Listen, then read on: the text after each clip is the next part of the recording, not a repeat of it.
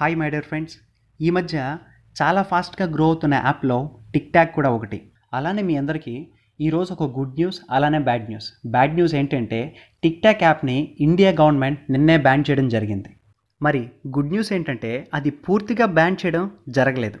పూర్తిగా అంటే ఇంతకుముందు ఎవరైతే టిక్ టాక్ యాప్స్ని యూజ్ చేస్తున్నారో యాజ్ యూజువల్గా అంటే ఇంతకుముందు విధంగానే హ్యాపీగా దాన్ని యూజ్ చేసుకోవచ్చు. కానీ కొత్త యూజర్స్ కానీ కొత్త మొబైల్స్లో కానీ ఇకపై ప్లే స్టోర్లోంచి మళ్ళీ మనం ఆ యాప్ని ఇన్స్టాల్ చేసుకోవడానికి కుదరదు. ఎందుకంటే ప్లే స్టోర్లోనే ఆ యాప్ కంప్లీట్గా తీసేశారు.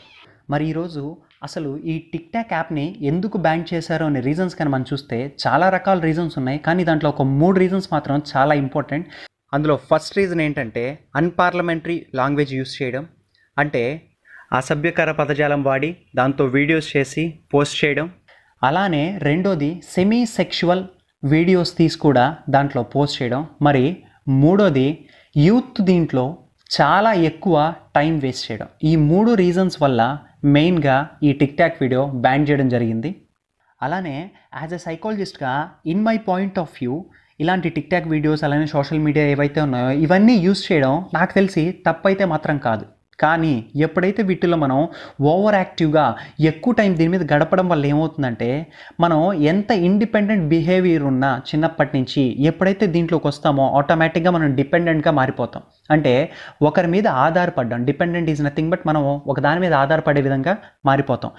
అంటే దీనికి ఒక వర్డ్ చెప్పాలి అంటే దాన్నే మనం అడిక్షన్ అంటాం. అంటే పొద్దున్నుంచి సాయంత్రం వరకు ఒక సిగరెట్ తాగే వ్యక్తికి ఒక సిగరెట్ కూడా తాగకపోతే ఎలా ఉంటుందో, మందు తాగే వ్యక్తికి ఒక వారం రోజులు ఆల్కహాల్ అనేది ఇవ్వకపోతే ఎలా ఉంటుందో, అలానే ఒక ఫోన్ మన దగ్గర లేకపోతే ఒక రోజంతా ఎలా ఉంటుందో దాన్నే మనం అడిక్షన్ అంటాం. మరి ఈరోజు అంత ఓవర్గా రియాక్ట్ అవుతూ ఉండడం వల్ల ఈరోజు ఆ అడిక్షన్ వల్ల మనకైతే చాలా లాస్. అంతెందుకండి, ఒక చిన్న విషయం, రోజు ఫేస్బుక్లో కానీ ఇన్స్టాగ్రామ్లో కానీ ట్విట్టర్లో కానీ టిక్ టాక్లో కానీ ఒక్కసారి ఏదైనా పోస్ట్ చేసిన తర్వాత రోజుకు ఒక 100 సార్లు చూసుకుంటాం ఎన్ని కామెంట్స్ వచ్చాయి, ఎన్ని లైక్స్ వచ్చాయి, ఎన్ని షేర్స్ వచ్చాయి, ఎన్ని వ్యూస్ వచ్చాయని.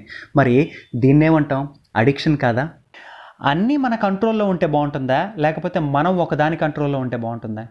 ఖచ్చితంగా యాజ్ ఎ హ్యూమన్గా మన కంట్రోల్లోనే అన్నీ ఉంటే బాగుంటుందని మనం అనుకుంటాం. మరి ఈరోజు ఈ సోషల్ మీడియా కావచ్చు, టిక్ టాక్ కావచ్చు, అవి మన కంట్రోల్లో ఉంటున్నాయా, మనం వాటి కంట్రోల్లో ఉంటున్నామా? ఒక్కసారి మనం క్వశ్చన్ వేసుకోవాల్సిందే. మరి ఇకపై ఇటువంటి యాప్స్ ఎన్ని వాడినా సరే అవన్నీ మన కంట్రోల్లో ఉండే విధంగా మనం చూసుకుందాం. Thank you for watching. జై హింద్.